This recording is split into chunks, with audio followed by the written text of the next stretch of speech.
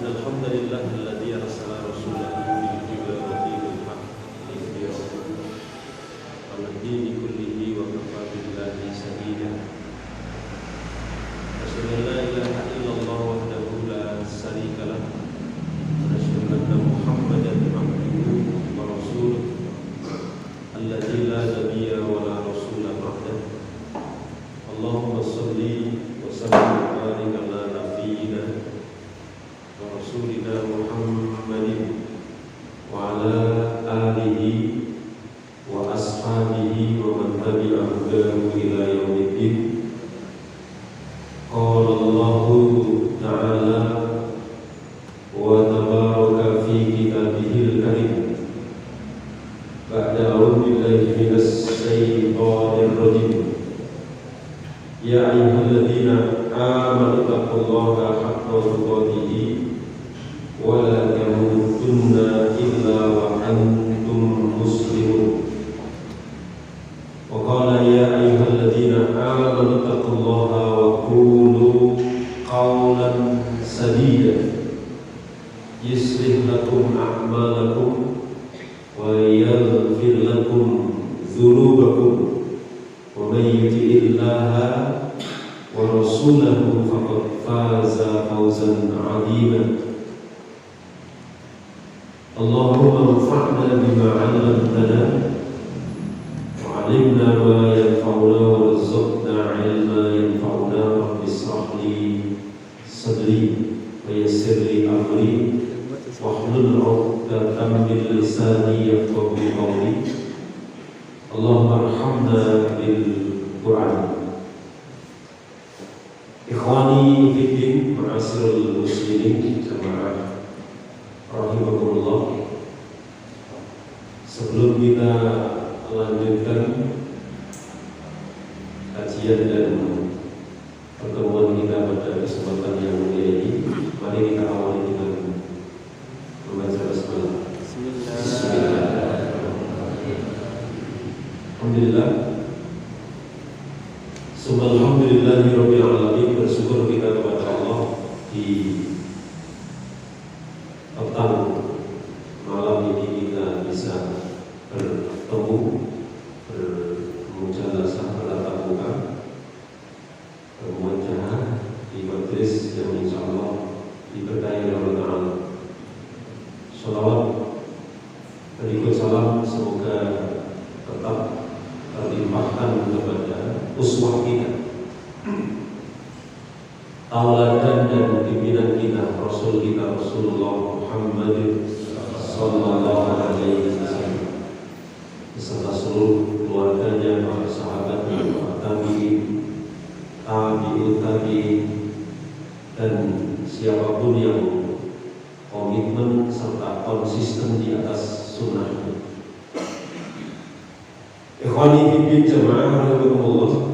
Saya ingin menjeda satu pembahasan dulu karena kerisauan saya secara pribadi terkait dengan beberapa waktu terakhir ini, di mana secara pribadi saya atau tentunya juga kaum muslimin antum,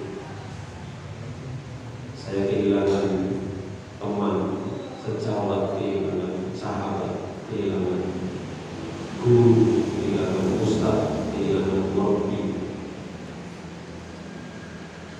yang waktunya beruntun.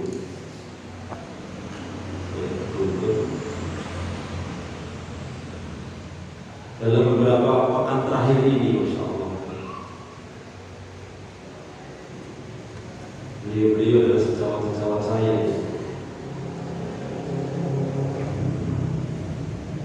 Beberapa saat yang lalu teman saya di Nurul Imam Semarang, namanya Ustaz Fahrul, itu meninggal dunia dalam usia yang relatif masih sangat belia di bawah saya usianya, 40 sekian. Beberapa hari kemudian menyusul teman saya juga, Ustaz Soimin. Beliau adalah pendiri, kemudian pembina, pengasuh Ma'had Tahfidzul Quran Ulul Albab Purwokerto, Sukoharjo. Dalam usia yang juga relatif masih muda.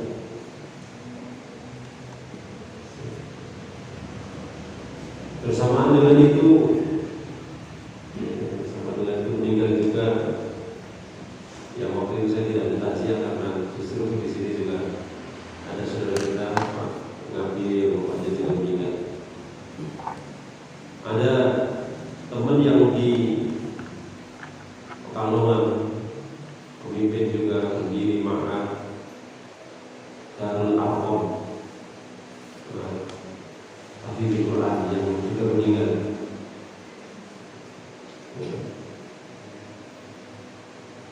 Selang beberapa saat, Ustaz Nur Hadi yang saya kenal di Solo, beliau satu-satunya ustaz yang ahli dalam bidang faraid. Usianya juga baru 56 meninggal, dan sangat mendadak sekali karena saya sebelumnya masih pengajian di Ali Rasul nanti lucu. Ustaz Nur Hadi Sirko. Berikutnya kita mendapatkan kabar duka di mana Ustaz yang lintas harokah, yang dikenal sebagai Ustaz lintas harokah, yang eksistensinya tidak diragukan oleh kaum muslimin di Solo Raya. Beliau adalah Ustaz Mu'inuddin Al-Basri, meninggal di usia yang juga relatif masih cukup muda. Beliau kalau tidak salah kelahiran 66, sekarang 2020 berarti juga baru sekitar 54 tahun. Duka itu belum, ibarat luka belum kering. Berikutnya tadi pagi di hari yang sebelumnya juga malamnya sudah diawali meninggalnya Ustaz, salah satu Ustaz MTA namanya. Saya kenal juga dari teman saya, namanya Mas Sumati. Kemudian nama Sumati adik-adik. Ustaz Sumati rumahnya di Gondilan meninggal. Teman saya juga, teman kita, donatur kita, sahabat kita, Mas Kasuni, Ustaz Muhammad Kasuni Al-Fard. Dini hari juga menghembuskan nafas terakhirnya. Mari kita cerita dia, semua kita takziah itu.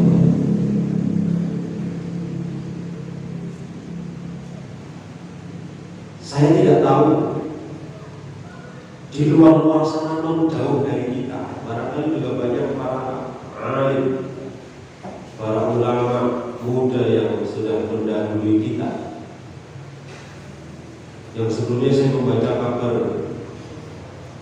wafatnya atau meninggalnya sekitar 68 ulama yang mayoritas dari kalangan NU/GN.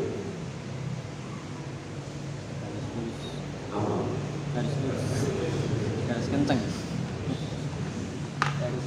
Dari kalangan ulama NU/GN 68. Ini bukan angka yang sedikit. Kita telah melahirkan seorang alim dalam waktu 1 tahun aja susah. Apalagi orang alim yang berpengalaman dalam dunia dakwah iqamatuddin.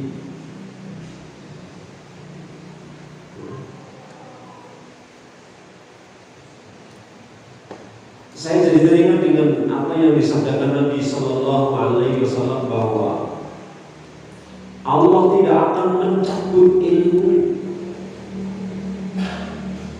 dengan mencabut ilmunya sendiri, tetapi ketika Allah ingin mencabut ilmu itu diantaranya dengan mewafatkan para ulama.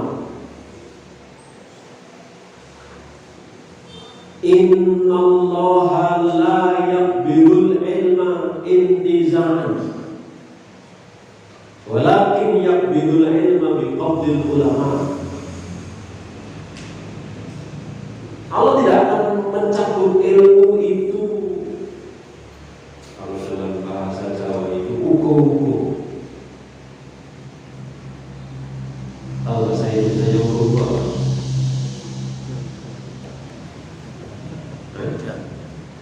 Ini sekolah bahasa Jawa. Lali. Sekolah lali. Allah tidak akan mencabut ilmu itu ugo-ugo. Tapi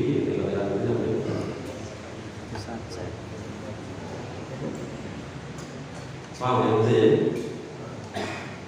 Sebenarnya Allah tidak akan mencabut ilmu dari hamba-hambanya. Tidak akan, sesungguhnya Allah Ta'ala tidak mengangkat ilmu sekali cabutan dari hamba-hambanya, tetapi Allah akan mengangkat ilmu dengan wafatnya para ulama, dengan diwafatkannya para ulama. Jadi saya katakan satu hadis di antaranya,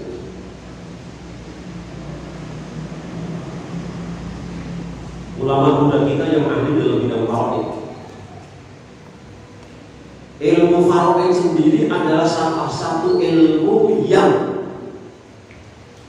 paling awal dilupakan kaum muslimin dan paling awal tercabut. Anda di seantero Solo Raya ini tidak akan mendapatkan orang yang ahli dalam bidang ilmu faraid semudah kita mendapatkan para pengkhotbah.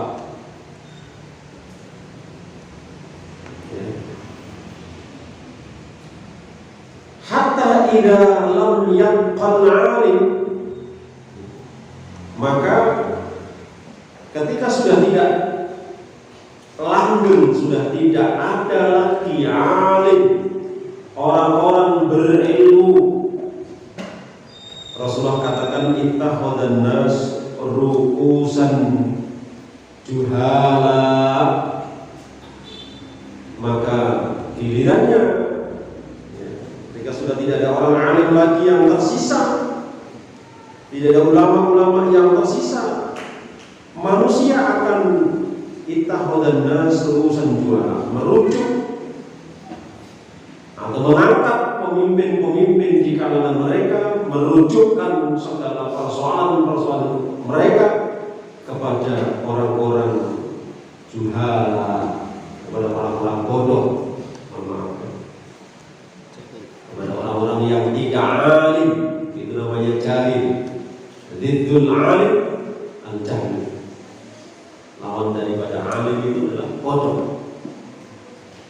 Hatta idza lam yabqal alim, maka ketika tidak tersisa lagi orang-orang yang alim, yang dijadikan rujukan oleh manusia, yang dijadikan parang pitakon,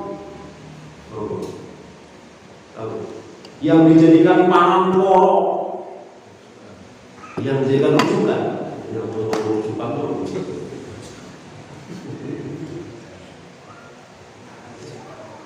apa? Tarik maksudnya bisa tarik. Narasumber, para penitakon itu narasumber. Narasumber itu rujukan ini parang porok ini parang penitakon. Parang ini arah pitakon ini wong jaluk ngerti tempat mengadukan masalah. Ambil bener ya. Ya.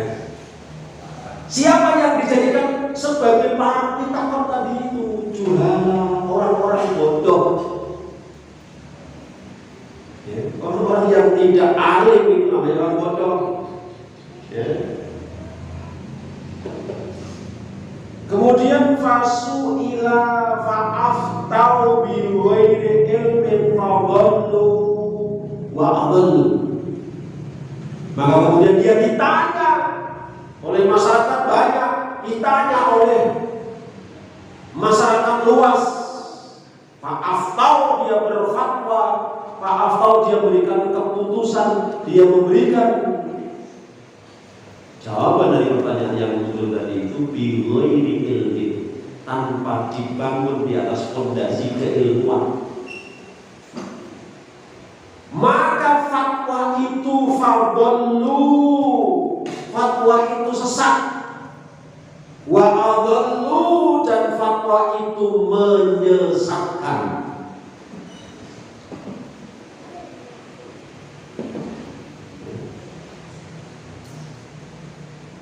Saya nolongso ya ketika umat Islam ini di dalam persoalan kepekaan umat Islam, sense of leadership ya. Kepekaan umat Islam dalam soal kepemimpinan umat ini memang hampir tidak nampak.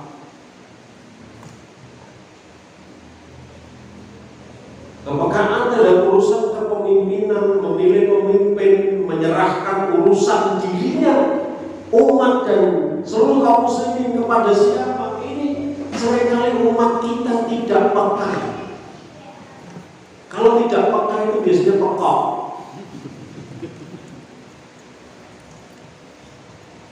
Rasa nesu. Kayak orang peka itu biasanya. Nah, sambil dengan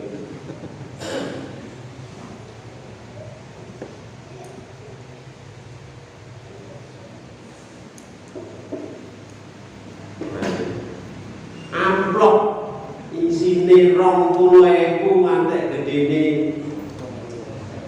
100.000 mamane. Kuwi iso ndadekke wong Islam minar kiblate.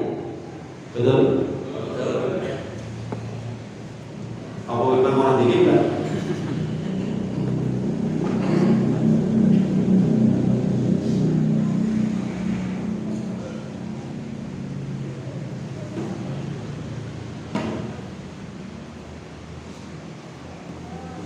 Orang kafir kalau belum masuk Islam berarti masih kafir ya. Saya dengarnya Rocky Gerung itu orang Islam hanya kafir. Orang seperti Rocky Gerung saja, sama yang satu yang dari Irian sampai dia kotak itu. Sama? Fikih.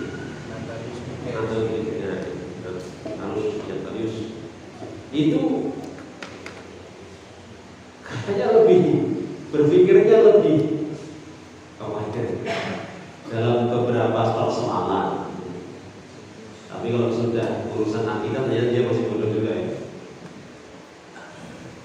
Itu lebih masuk akal dibandingkan dengan umat Islam. Yang mestinya umat Islam itu lebih bisa berpikir rasionalis.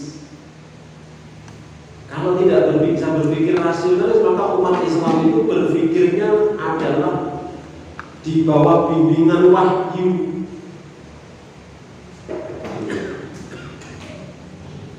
Tapi memang kita ini sudah hidup di satu zaman yang sistem kehidupan yang kemudian masuk dalam alam pikiran umat Islam itu sudah centang perenang.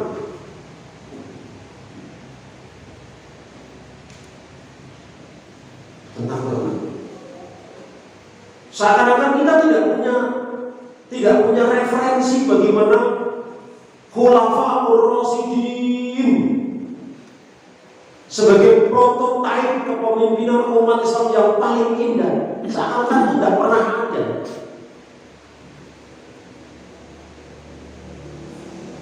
Khulafaur Rasyidin itu adalah tipologi, tipikal potret kepemimpinan Islam yang sangat luar biasa, dan itu bukan berarti tidak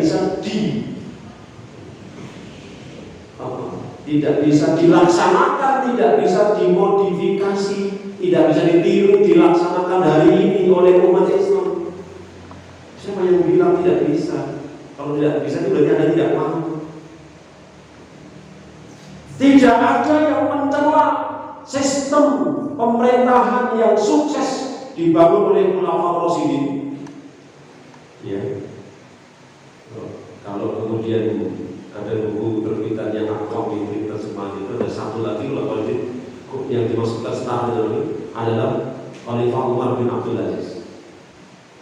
Ada buku yang membahas tentang Khalifah Abu Bakar, Khalifah Umar, Khalifah Utsman, Khalifah Ali bin Abi Thalib, dan Khalifah Umar bin Abdul Aziz.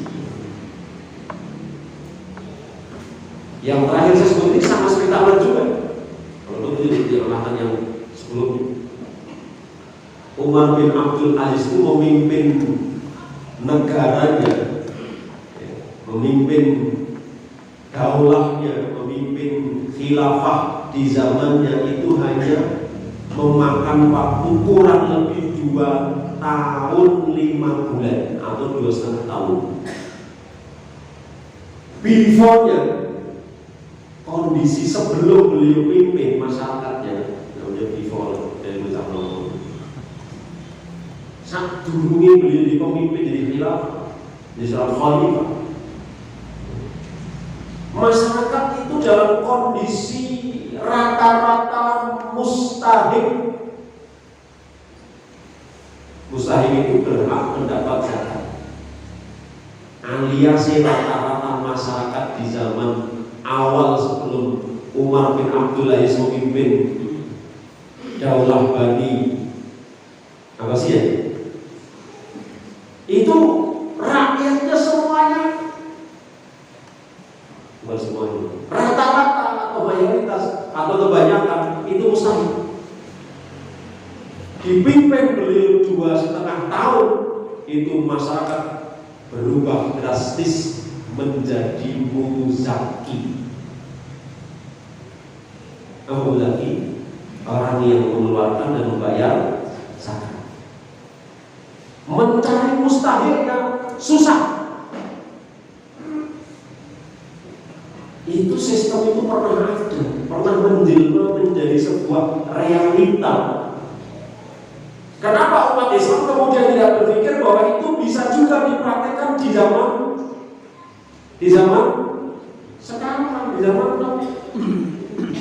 zaman ini?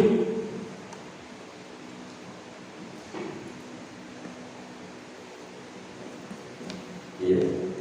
Sekarang ini banyak orang pintar tapi bukan alim,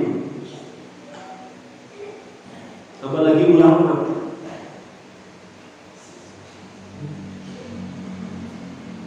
Sekarang ini banyak orang yang secara akademik itu gelar akademiknya itu berderet-deret, profesor, doktor, insinyur, yang depan namanya ya, profesor, doktor, insinyur. Di belakangnya MM, MSI, MA, SMS gitu. Banyak sekali.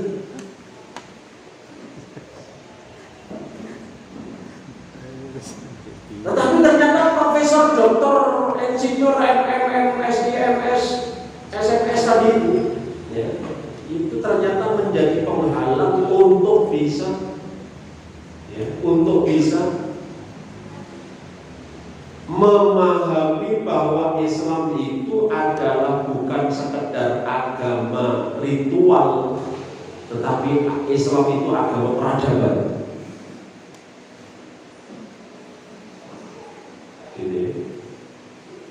Islam pernah punya potret kepemimpinan yang gemilang, tetapi kenapa hari ini umat Islam seakan tidak pernah punya sejarah seperti itu dan seakan Islam ragu. Islam punya ulama-ulama besar seperti Imam Al-Mawardi yang menulis satu konsep bagaimana kaum muslimin dalam mengatur kepemerintahannya dengan kitab beliau bernama Al-Ahkam As-Sultaniyah. Jadi kalau diterjemahkan dalam bahasa Indonesia kurang lebihnya adalah pedoman penyelenggaraan kehidupan berbangsa bernegara menurut Islam. Siapa yang dianggap sebagai khalifah, Amirul Mukminin, oleh siapa Amirul Mukminin ini kemudian muncul atau dimunculkan. Dalam buku itu dituliskan yang memilih dan mengangkat Amirul Mukminin adalah Ahlul Halli wal Aqdi, ulama-ulama yang memiliki kapasitas, ulama-ulama yang memiliki kredibilitas, ulama-ulama yang memiliki kapabilitas walaupun tidak punya tas.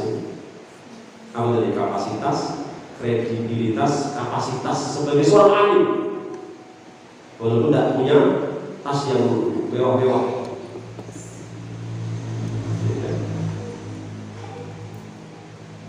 Ulama-ulama yang punya berbagai macam kepakaran tadi, pakar akidah, pakar tafsir, pakar fikih, pakar hadis, pakar sejarah, pakar ekonomi, pakar ilmu politik, pakar tata negara.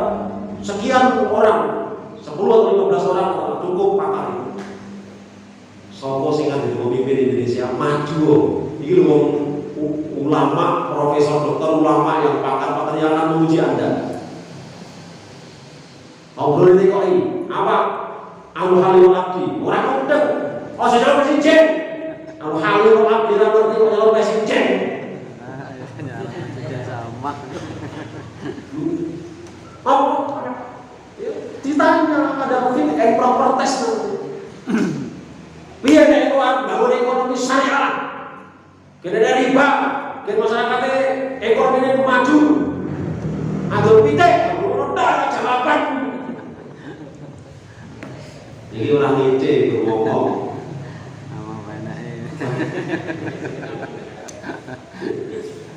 Jadi menjadi pemimpin itu diuji oleh namanya Dewan Pemilih. Nah Dewan Pemilih nanti menentukan, oh ini orang yang sangat visioner, Mas Eko namanya. Paham ilmu ekonomi, paham ilmu politik, paham ilmu akidah, walaupun tidak tuntas semua ya paham gitu. Wah ini layak.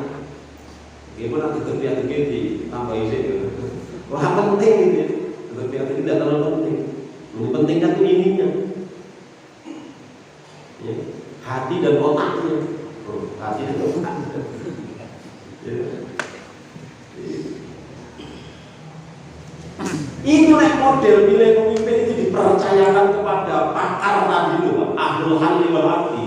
Yang pakar ini orang doyan duit bisa. Berapa duit sakit? Tidak bisa disuap oleh kekuatan politik manapun. Murni. Sing milih pemimpin cukup wong 15, pakar semua, profesor semua, ulama semua. Sing arep maju daftar. Nek diuji. Dari sekian yang mendaftar diuji semua. Perwakilan Sumatera diuji, Jawa diuji, semua diuji semua. Saat profesi ngajar ke calon presiden tidak apa. Diuji oleh pakar. Nanti ditentukan sekian yang memilih uji lagi, sekian bulan, uji lagi, sampai nanti 1 atau 2 orang yang layak. Wakil dan presidennya.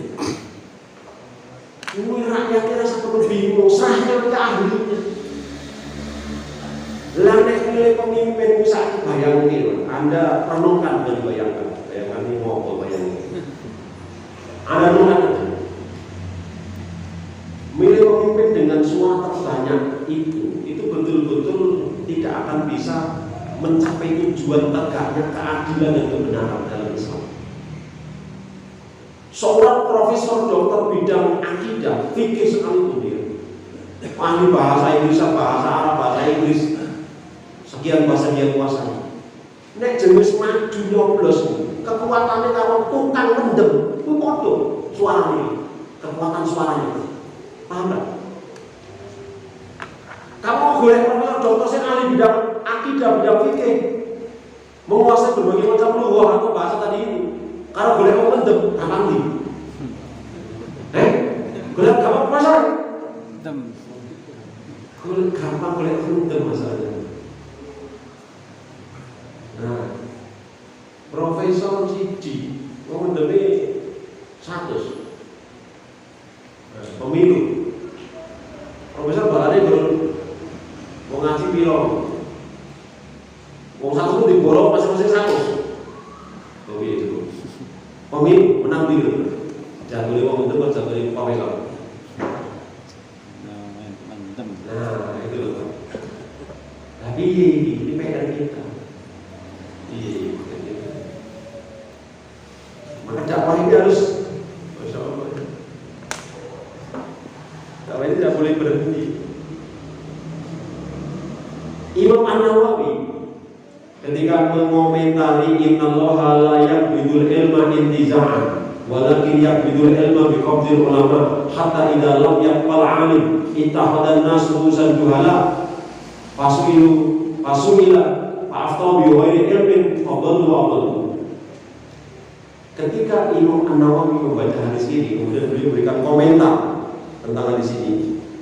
Beliau mengatakan bahwa maksud diangkatnya ilmu yaitu sebagaimana pada hadis sebelumnya secara mutlak, bukan menghapus ilmu dan tidak ada para penghafalnya, wong pintar dari bodoh, bukan begitu. Tetapi dengan diwafatkannya para pemilik ilmu. Manusia kemudian menjadikan orang-orang bodoh sebagai pemimpin, sebagai pemutus perkara, sebagai hakim, sebagai rujukan. Untuk memutuskan hukum sesuatu dengan kebodohan mereka, akhirnya mereka pun sesat dan menyesatkan. Maka Rasul juga mengatakan, sahabat ini, alaikum bil ilmi qabla ayyanfa'. Wajib kalian untuk menuntut ilmu sebelum ilmu itu diangkat.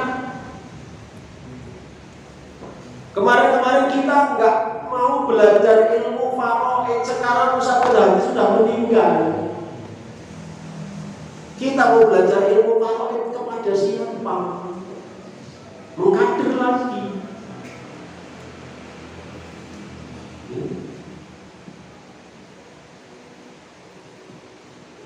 Satu-satu ulama dicabut.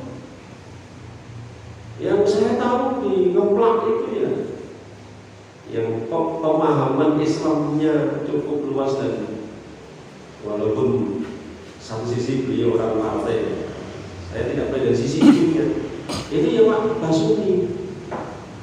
Sekarang orang ngeplak mau ngaji sama siapa?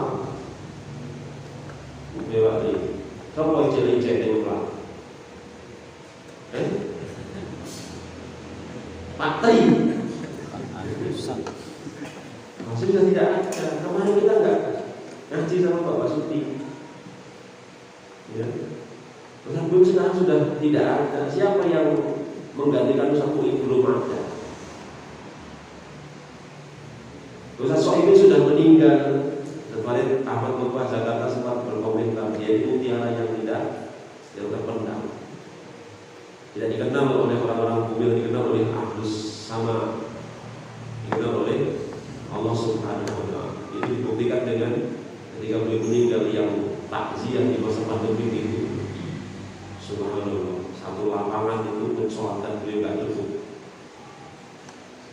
Bisa sholat ini nanti beliau akan juga.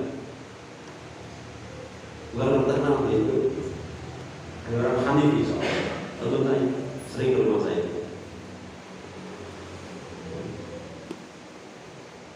Jemaah yang dirahmati dan dimuliakan oleh Allah Ta'ala. Jadi kaderisasi umat Islam ini, kalau kita berbicara tentang ilmu dan ulama, kaderisasi ulama itu adalah perkara yang sangat tidak mendapat perhatian yang cukup dari kaum muslimin. Rata-rata umat Islam di sekitar kita ketika mereka punya anak yang cukup memiliki kapasitas intelektual itu disekolahkannya tidak di pesantren untuk memperdalam ilmu akidah, ilmu fikih, ilmu tafsir, ilmu hadis, ilmu sejarah, tidak boleh. Kalau mereka merasa punya anak yang encer otaknya, mereka carikan sekolah yang favorit, sekolah negeri yang masa depannya cerah, sekolah yang pondok itu mangan nopo, gimana sekolah yang turun mangan nopo, mereka coba ini ramuring, tengok mangan nopo, lihat campur ini mangan nopo.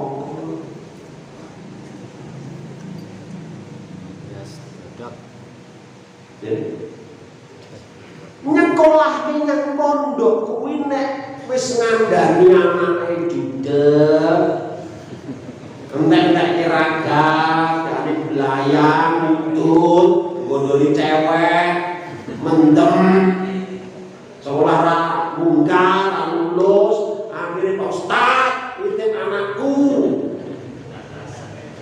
lalu mangsa kuwi pondok iki bengkel lu sok bubrah kuwi.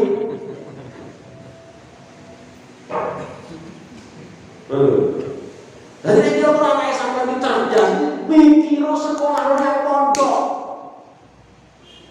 Coba jadi ulama sampai kudu ulama. Ojo sekolah ora iso mangan. Nek lam. Ya sing lam iki. Nek lam iki cek iso ngomongi enggak karo itu, kuwi cek iso. Nek putrane sampe cek iso nyakang srengenge iki jedul koentan angus kuwi mulon, ije iso mangan rasa setelah. Nyekolah kene nang pondok arep mangan opo lah sing mbok mangan ki kok tekok. Selama ini Anda memberi makan anak Anda itu opo, sego opo, timun opo. Opo lho, tekok mangan opo.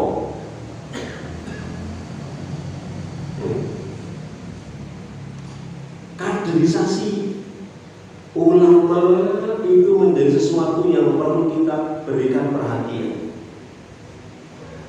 Wong di sekolah ini yang pondok wae durung karuan dadi ulama.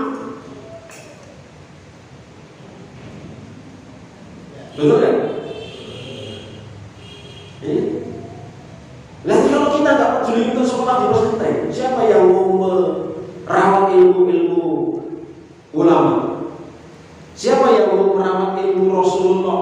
Siapa yang mau mengambil warisannya Rasulullah? Rasulullah itu tidak meninggalkan warisan kepada kita dinar ataupun dirham. Walakin yuwarisul ilm, tetapi Rasul itu meninggalkan kepada kita kaum muslim warisan wujudnya adalah ilmu. Man akhadha bihadin wafilin. Kalau ada di antara yang mengambil warisan Rasul, maka dia telah mengambil bagian yang cukup. Maka Rasul katakan awalnya al ulama warasatul anbiya. Wal anbiya lam yuwarisu dinaran wala dirhaman walakin yuwarisul ilm. Ulama itu pewaris para nabi. Dan ketika antum mendidik putra putri antum itu menjadi ulama, itu sesungguhnya kecerdasan antum melebihi siapapun profesor yang mendidik anaknya hanya bagaimana agar anak saya bisa mencari uang. Didik anak Anda agar tahu hakullah ala nafsi. Didik anak-anak antum, cucu-cucu antum, keturunan antum agar dia tahu hak-hak Allah atas dirinya. Kalau anak itu mengerti hak Allah atas dirinya, maka antum telah berhasil mendidik seorang anak. Kalau antum berhasil mendidik mereka dalam tanda kutip menjadi orang-orang yang cerdas intelektualnya, tapi dungu hatinya, sesungguhnya antum telah gagal. Dan antum justru meninggalkan fitnah besar di belakang mereka. Saya umumkan ya, Al-Hikmah tahun depan, tahun ajaran depan, kita akan membuka program kelas ya, khusus tahfidz yang tidak akan kita ajarkan kepada anak-anak kita ilmu selain tahfidz dan bahasa. Ya. Itu dikhususkan kepada orang tua sing orang pengen duwe jasa negeri. Ning 30 juz dobit kita sudah belajar ke Zahrawain Indonesia. Zahrawain Indonesia itu lembaga pendidikan tahfidzul Quran yang berobsesi 5 tahun di Zahrawain hafal 30 juz, dimulai dari anak usia 3,5 tahun, 5 tahun, berarti sekitar 8 atau 9 tahun hafal 30 juz. Dan sekarang mereka sudah 2 tahun sudah masuk ke juz 10. Kita akan belajar ke sana. Al-Hikmah juga akan begitu, insya Allah ya. Nek enek sing gelem nyekolahke, nek gelem nyekolahke tak sekolahke putu ben. Putu-putuku sak sekolah dhewe. Karso nyekolahke yang liyane karepe. Putuku dhewe tak lekokke.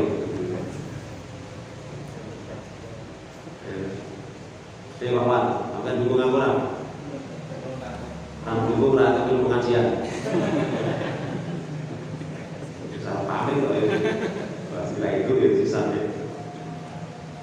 Gitu ya. Ini saya bicara tadi itu hanya dengan mari kita kaderasi ulama. Kalau sekadung anak-anak kita dulu tidak, sekarang cucu-cucu, orang-orang, tetangga-tetangga kita motivasi. Ayo, lembaga-lembaga pendidikan Islam kita perkuat untuk melahirkan ulama-ulama rabbani, ya. Ulama-ulama yang sikoh, ulama-ulama ahlus sunnah yang menjadi pejuang-pejuang di tengah masyarakat dan umat di masa yang akan datang untuk menyelamatkan negara kesatuan Republik Indonesia ini agar kemudian tidak berbelok haluan ke kiri mengikuti komunisme dan lain sebagainya. Kita jaga agar masyarakat ini tetap orang berpikir negatif.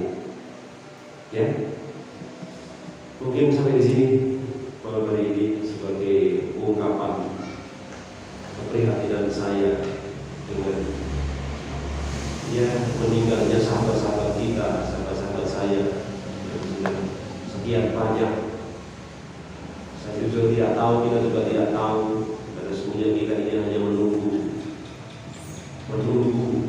dua waktu yang paling utama dalam kehidupan kita. Satu, waktu-waktu kita hanya kita gunakan untuk menunggu datangnya waktu sholat. Dan yang kedua, sesungguhnya tidak ada yang kita tunggu waktu dari waktu kita, kecuali menunggu kematian dan ajal kita masing-masing. Tidak ada waktu untuk yang lainnya. Kita menunggu waktu sholat dan menunggu waktu datangnya ajal yang akan menjemput kita. Yang la yastakhiruna sa'atan wa la yastaqdimun.